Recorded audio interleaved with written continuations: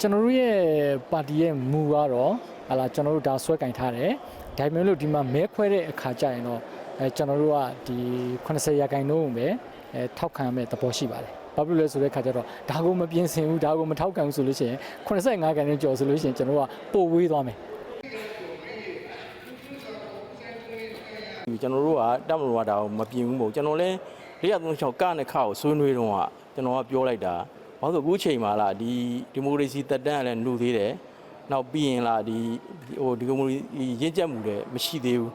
မရှိသေးတဲ့အချိန်မှာဒီပုံမှန်တွေကိုပြင်မယ်ဆိုရင်ဟိုမဖြစ်ဘူးပေါ့နော်